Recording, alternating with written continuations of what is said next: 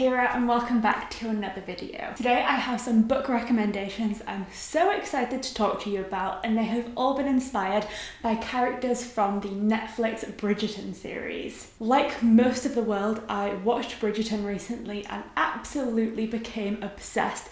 It was incredible and honestly I already want to rewatch it. I cannot wait for season 2 and hopefully, fingers crossed, all of the seasons that will follow that, and I have also ordered all 8 of the books that the series is based on, although they are currently out of stock. I'm hoping to get my hands on them very soon. But in lieu of actually having the books to read themselves, I thought it would be really fun to pick the characters from the series and try and choose books that I think represent their personalities or explore similar themes to the themes that we see these characters exploring in the series. And honestly, it's just so much fun to try and pick books that match up to characters from a series that you love.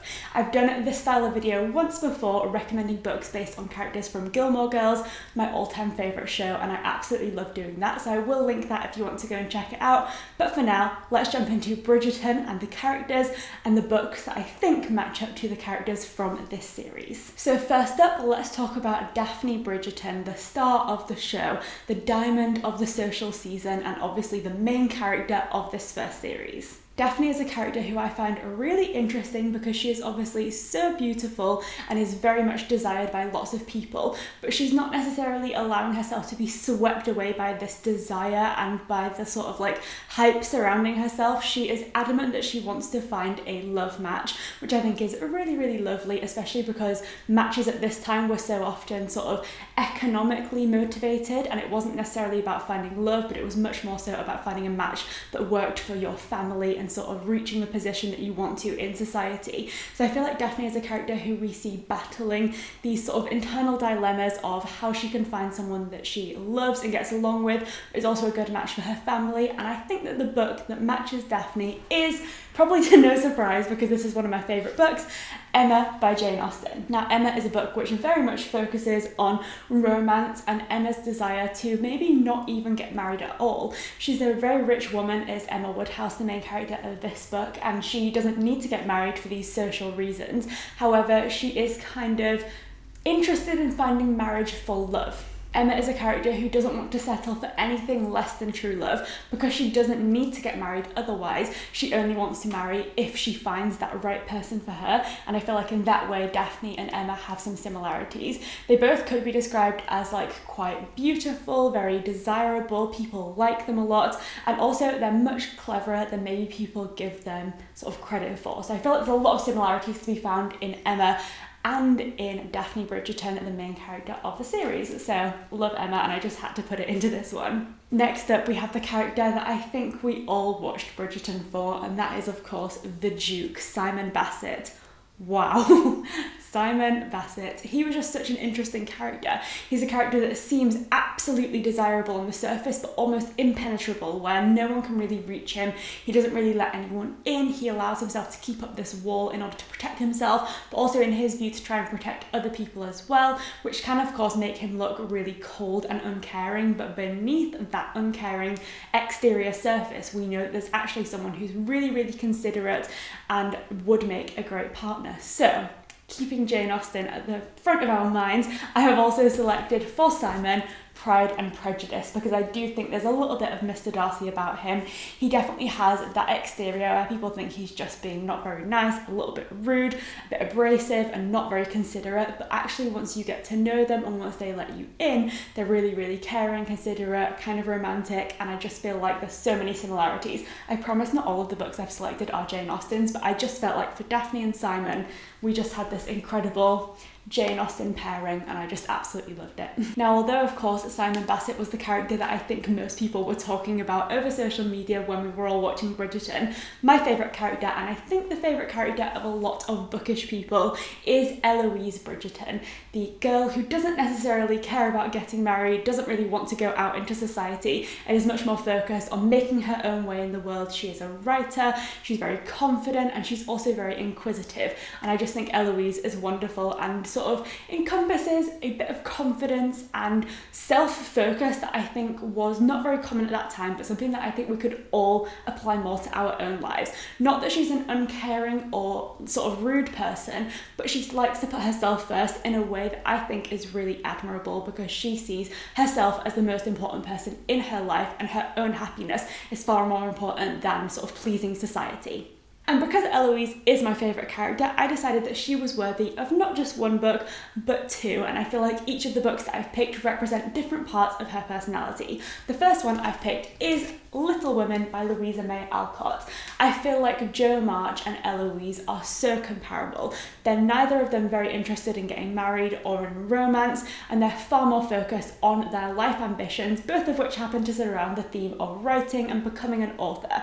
They both are really passionate about the fact that women are more than just objects of romance and of sort of being forced into marriages that they're not particularly interested in. They have minds of their own, and they're absolutely capable of using them. So I feel like Jo March and her ambition and desire to sort of make her own way in the world is so very similar to the way that we see Eloise behave in Bridgerton, and I just absolutely think these characters are so connected. And I'm fairly certain that Eloise Bridgerton probably was almost definitely slightly based on Jo March, because the comparisons are just so clear. Now, the second book that I've picked for Eloise I think is a little bit more obscure, and that is Sawkill Girls by Claire Legrand. Now, throughout the series of Bridgerton, one of the main things that we see Eloise focus on is her desire to uncover the mystery of who Lady Whistledown is. And Sawkill Girls is quite a dark and spooky mystery about three girls on this island called Sawkill Rock. Although Bridgerton is far more light-hearted than Sawkill Girls, one of the things that I think is very similar is that these girls are trying to uncover a mystery about something terrible that is happening on this island. We of course see Eloise focusing on trying to uncover a mystery as well, so there's definitely a connection there. But I think at the heart of this book is a focus on women supporting women and girls being there for each other and helping each other out in difficult circumstances. And we see time and time again throughout Bridgerton that Eloise is a character that far more values friendships, and particularly her friendship with her best friend Penelope, over the prospect of romance, and she's not one to be swept away by men and boys and romances, and instead she's much more there for her really great friendships. And I see that friendship, women supporting women, and of course a little bit of mystery is key to this book as well. Next up we have the brooding head of the Bridgerton family, Anthony. Anthony is a man who I think is absolutely clueless. Clueless about women, clueless about what path he wants to take, and clueless about everything. He clearly has no interest in actually finding a suitable wife and fulfilling his duty as head of the family. He's more than happy to take control of the women in his lives in terms of his sisters and try to marry them off without any real consideration for who they want to marry or their own personal happiness. So he's very clueless in a lot of ways, but he is involved in a love affair with a woman who he's clearly very much in love with, but because she is not from the same social society as he is, he's obviously unable to marry her and couldn't take her into his life in public, because that would obviously reflect badly on his family. So the book that I've selected to represent Anthony and his storyline is Normal People by Sally Rooney. I feel like there's just a lot of similarities in the way that Anthony goes about his relationship with the woman that he loves and the way that we see Connell and Marianne going about their relationship. I think there's definitely some similarities in the way that Anthony treats his girlfriend or lover and the way that we see Connell treating Marianne at the beginning of Normal People, because Connell is obviously very much interested in Marianne as a character, as a romantic interest, as someone to just spend his time with. He clearly is absolutely infatuated with her, and yet because he's so concerned with his own social standing, he won't have a public relationship with her. He won't allow her to be his girlfriend in reality, only in secret. And so I feel like there's just such a similarity in the sense that Connell absolutely loves Marianne, and yet there's just something holding him back from announcing that to the rest of the world, because there's just a part of him that is too concerned about sort of the status quo of social standing that just won't allow him to break past that barrier and actually allow himself to be happy. And that is 100% how we see Anthony, because he is someone who would love nothing more than to go and marry this girl that he's in love with, and yet he won't allow himself to do it because he's too concerned about obviously the effect that that will have on his image in society and the rest of his family. And I feel like there's just a lot of similarity, as well as the fact that he just cannot express himself emotionally and is constantly constantly going back and forth and messing this girl around because he just can't express his emotions and decide what he wants to do. And again, very similar to the way that Connell and Marianne behave in this book. So although Anthony is technically the head of the Bridgerton family, we also have Lady Bridgerton, Violet, the mother of all of these many Bridgerton children, and the one who I think is really running the show. Although Anthony is the male head of the family, so technically he has the power, Lady Bridgerton is the one making sure that everything goes as smoothly as possible. She is someone who has given her children this view of love marriages because her and her late husband were completely in love and had the happiest of marriages, and that is of course what has prompted Daphne in particular to want to make sure that she doesn't settle for anything less than true love. And this is something that I think was explored in a book that I read very recently, and that was The Most Fun We Ever Had by Claire Lombardo. This is a very complicated and intricate family study where we have this massive family. We have Marilyn and David, this couple who met in college and have been in love and married for 40 years now. They have 4 children, and their children all are having pretty difficult times. They're all going through various different circumstances, different hardships, and one of the main issues that I think comes up for all of their children throughout this book is that they feel they have an unrealistic expectation for how relationships should be, and that they almost feel as if they'll never be able to live up to the amazing standards set by their parents, who are just so in love and are living the happiest marriage. Of course, there are difficulties within the marriage that we see throughout the perspectives of David and Marilyn, but I do feel like this incredible example of love and how relationships can be and probably should be has caused both this incredibly happy childhood for their children, but then as adults their children feel almost as if there's this impossible standard that they'll never be able to meet because they'll never find someone who makes them as happy as their parents have been together. And I think that's definitely a struggle that we see the Bridgerton children going through in their courtships, as well as something that I think Lady Bridgerton struggles with herself because she had this incredible love, but now of course her husband has sadly passed away, which means that she has kind of been left with all of these children, and she's kind of struggling in a way on her own because although she had this incredible experience, it's obviously sad that it's over. So absolutely love it, incredible book, and I do think it definitely speaks to Lady Bridgerton and her role in the series. Making way for my absolute favourite Bridgerton brother, next up we have Benedict Bridgerton. I love Benedict. I think he's such a fun character. He's also really kind and caring and funny, and it's so interesting, I think, to compare Anthony and Benedict together. They're the 2 oldest siblings in the Bridgerton family, and I just think it's really interesting to compare Anthony, who seems almost weighed down by the pressure to fulfill his duty as the head of the family, namely by producing an heir that can continue on the Bridgerton name, whereas Benedict is the 2nd oldest and obviously still should probably eventually get married and have children and all of that stuff.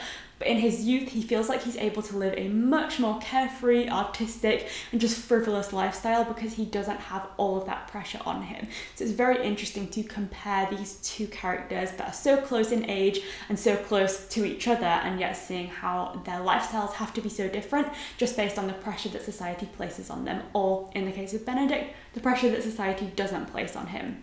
So with that in mind, and I guess kind of ironically because the book that I picked for Anthony is kind of connected to this one, the book that I've selected to represent Benedict is Conversations with Friends by Sally Rooney. These are just some Sally Rooney siblings, it would seem. But the reason I selected Conversations with Friends is because Benedict's romantic storylines are far more free and easy than the storylines that we see for his other siblings, which are much more restrained by society and courtship and the, I guess, like official protocol for courting at this time. Whereas Benedict kind of goes off and gets involved with artists and gets involved in some much more relaxed romantic relationships. And I feel like that's something that we see explored within Conversations with Friends, obviously in very much a different context because this is a contemporary set in the modern day and obviously isn't set in the Regency era. However, one thing that is explored in Conversations with Friends amongst many other topics is the theme of polyamory and how easy or difficult it is to actually make that work.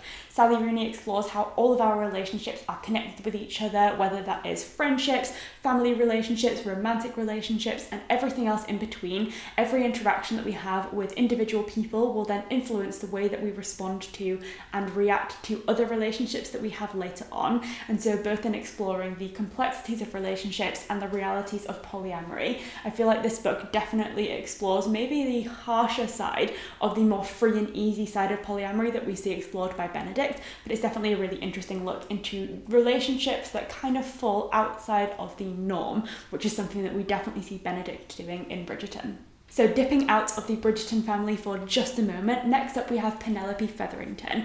Penelope is, as I mentioned earlier, Eloise's best friend, and Penelope was unfortunately kind of forced out into society. So there's a little bit of a disconnect between her and Eloise here, because Eloise's mum basically allowed her to take an extra year before she comes out into society, whereas Penelope has been forced out and kind of is a bit of an outsider. She doesn't necessarily fit the beauty ideal set out by the Regency era at this time, and so she feels like she doesn't fit in and doesn't stand much of a chance of finding the person that she wants. And she also has this experience of unrequited love where she is kind of in love with one of her best friend's brothers, but that the best friend doesn't know about it, and there's all kinds of complications there. So the book that I've picked to represent Penelope is The Perks of Being a Wallflower by Stephen Chbosky. I feel like there are definite similarities between Penelope and Charlie, the main character of this book, namely in the fact that they are both absolutely wonderful people. They're so kind and so friendly, and when people get to know them, they generally really like them, but they're often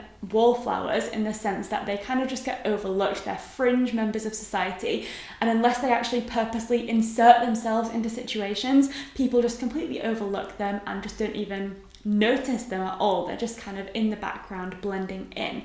But we see obviously Eloise is a big champion for Penelope and is obviously her best friend and loves her and thinks she's wonderful. And then in this book we see Charlie get befriended by Sam and Patrick and some of their other friends, and we see that once these people actually get to know these characters, they absolutely love them and think they're incredible. The characters as well don't necessarily have much faith in their own amazingness, so we definitely see Penelope and Charlie lacking in that self-confidence, and I also think that both characters experience unrequited love in a way that is so heartbreaking, but obviously quite common to experience when you really love someone but they just don't feel that same way about you. So I think that's definitely something that's similar with both of these characters, and I just absolutely love them both. And the final character I would like to recommend a book based on is the incredible, the wonderful, the mysterious Lady Whistledown. Lady Whistledown and her society papers are, of course, the cause of so much controversy and so much drama and scandal throughout the series of Bridgerton. She's writing about exactly what's going on throughout society during the season of courtship, and she seems to know absolutely everything. She has this insider information, and she basically causes scandal by releasing information and just exploring all of the rumours that are going on in society. So, the book that I've picked to represent Lady Whistledown is The Guest List by Lucy Foley. Both of Lucy Foley's books actually kind of tap into this style where we basically have a group of people who are together for a particular event. In The Guest List we have a wedding, and we basically see drama unfolding at the core of this big event and people finding out various things about each other, and eventually a mystery, particularly a murder mystery, being uncovered. Whilst there's certainly no murder in Bridgerton, we definitely see this group of people who are all together throughout this entire season of courtship and all of the drama that unfolds between them and the various alliances and sort of enemies that are created throughout this circumstance.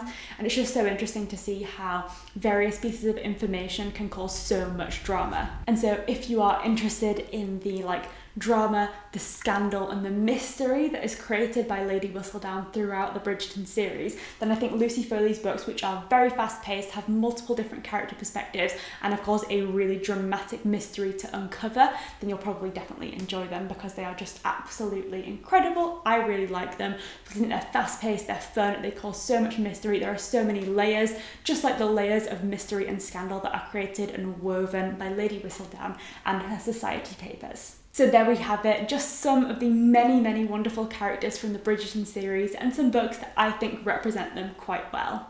First of all, I would love to know if you've also watched Bridgerton, and if so, who your favourite character is. Any other Team Eloise people out there, please let me know. I'd love to know as well if you think I've picked books that represent them well, or if you have other ideas that you think represent these characters. Thank you so much for watching, and I'll see you next time.